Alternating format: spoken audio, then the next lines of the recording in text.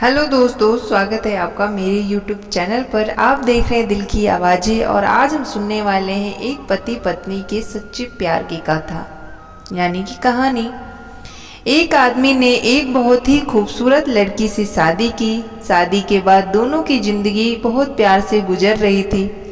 वह उसे बहुत चाहता था और उसकी खूबसूरती की हमेशा तारीफ भी किया करता था। लेकिन कुछ महीनों बाद लड़की को चर्म रोग हो गया और धीरे धीरे उसकी खूबसूरती जाने लगी।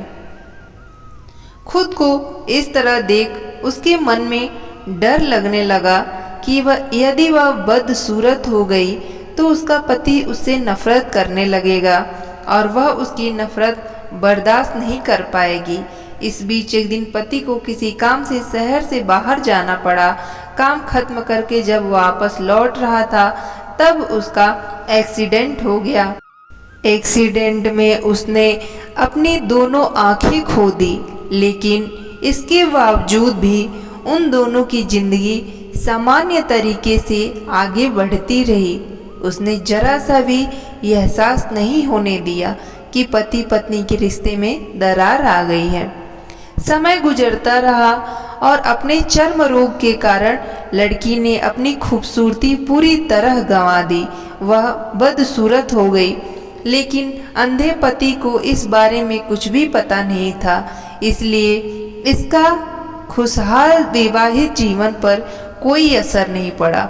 वह उसे उसी तरह प्यार करता रहा। एक दिन उस लड़की की मौत हो गई। पति अब अकेला हो गया था। वह बहुत दुखी था।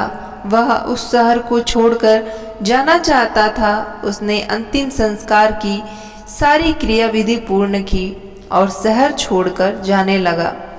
तभी एक आदमी ने पीछे से उसे पुकारा और पास आकर कहा, अब तुम बिना सहारे के अकेले कैसे चल पाओगे? इतने साल तो तुम्हारी पत्नी तुम्हारी मदद किया करती थी। पति ने जवाब दिया, दोस्त, मैं अंधा नहीं हूँ, मैं बस अंधा होने का नाटक कर रहा था, क्योंकि यदि मेरी पत्नी को पता चल जाता कि मैं उसकी खूबसूरती देख सकता हूँ तो यह उसे उस रोग से भी ज़्यादा दर्द देता।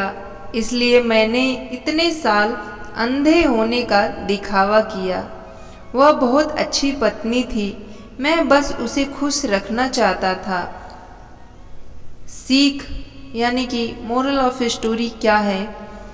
खुश रहने के लिए हमें किसी भी एक दूसरे की कमियों के प्रति आंखें बंद कर लेनी चाहिए और उन कमियों को नज़रअंदाज कर देना चाहिए। यानी कि ये कितनी अच्छी कहानी है एक पति पत्नी के रिश्ते की, कि पति को पता चला कि मेरी पत्नी की खूबसूरती जा रही है तो उसने अंधा होने का नाटक किया। दोस्तों, कैसी लगी ये कहानी ज़रूर बताना।